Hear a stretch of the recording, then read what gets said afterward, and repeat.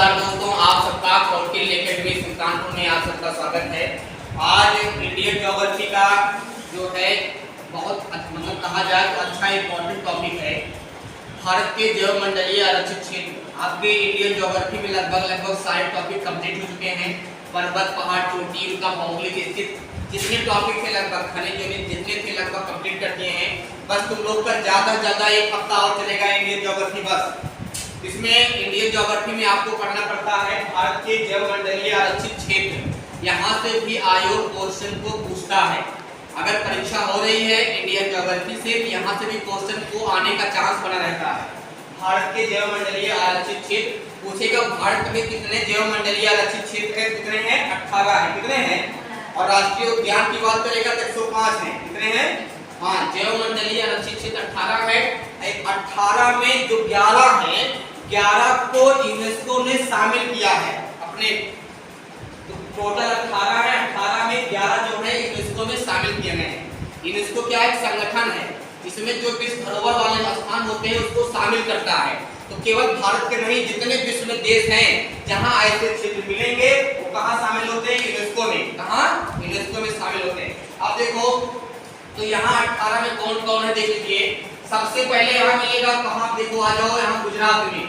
ये गुजरात में है कच्छ का रण। अगर पूछेगा ये कौन सा एरिया पता चलो, कौन सा ये गुजरात है। कौन सा है? गुजरात। गुजरात में है कच्छ का रण। तो कच्छ का रण में क्या सबसे बड़ा पूछेगा, भारत का सबसे बड़ा जैवमंडलीय आरक्षित क्षेत्र क्या है?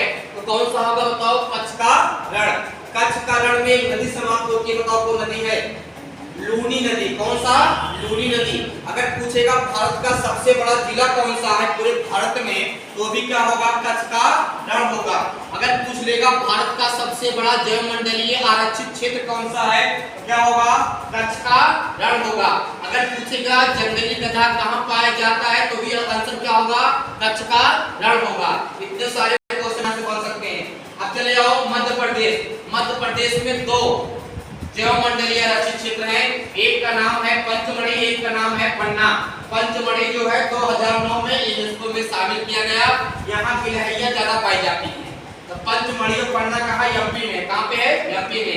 एमपी में 2 जैवमंडलीय आरक्षित क्षेत्र है। इसके बाद नीचे आएंगे तो यहाँ केरल, तमिलनाडु, कर्नाटक के बॉर्डर पे एक है नीलगिरी पहाड़ी। क्या है? नीलगिरी। नीलगिरी भी क्या है? ये भी क्या है? जैवमंडलीय आरक्षित क्षेत्र है।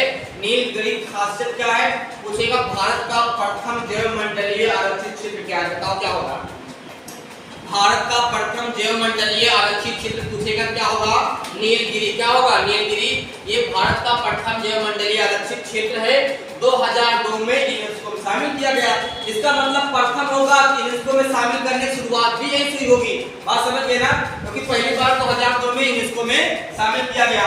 अब चले आओ यहाँ पे तमिलनाडु में, जहाँ श्रीलंका, जहाँ पे रामेश्वरम, जहाँ समुद्र का स्टार्टिंग होता है, वहीं है मन्नार की खाड़ी। पूछता है भारत और श्रीलंका के बीच कौन सा संधि है? क्या होगा? मन्नार की पाक संधि। पाक संधि जोड़ती कौन है? मन्नार की खाड़ी भी है। ये भारत और श्रीलंका के बीच में है मन्नार की खाड़ी, वो भारत का हिस्सा है। वहाँ पे 2001 में इसको यूनेस्को में शामिल किया गया। एक ही जैवमंडलीय आरक्षित क्षेत्र है।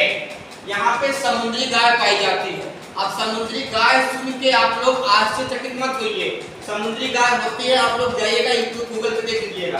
अब देखो आओगे यहाँ अंडमान निकोबार में। अंडमान निकोबार में है जैवमंडलीय आरक्षित क्षेत्र, नाम है ग्रेट निकोबार। ये सबसे दक्षिणतम पूछेगा, भारत का सबसे दक्षिणतम जैवमंडलीय आरक्षित क्षेत्र क्या है? उसका नाम क्या होगा? ग्रेट निकोबार। इसे 2013 में ये यूनेस्को में शामिल किया गया।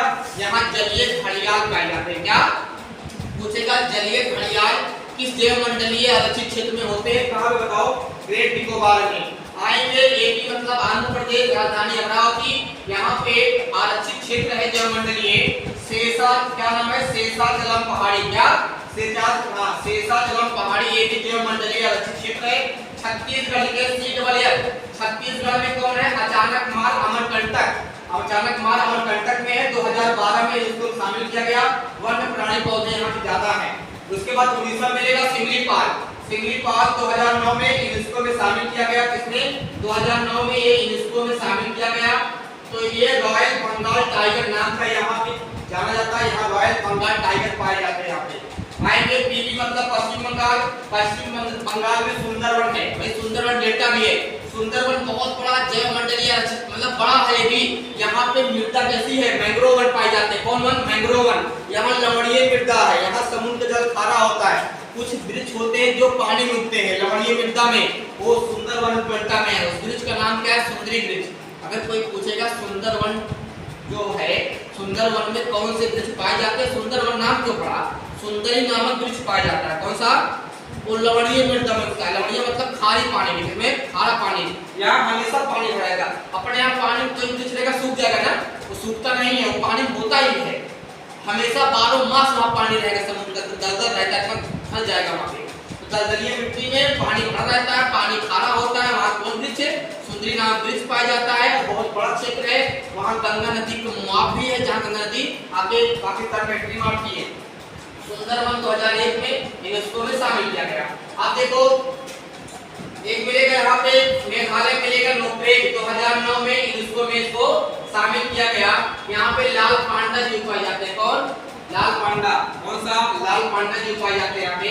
उसके बाद आ जाओ यहाँ पे मिलेगा असम में, इसका नाम है डिब्रू सैखोवा। सबसे छोटा पीछे का कौन होगा, सबसे बड़ा कच्छ का रण, और सबसे छोटा कौन होगा, डिब्रू सैखोवा सबसे छोटा है।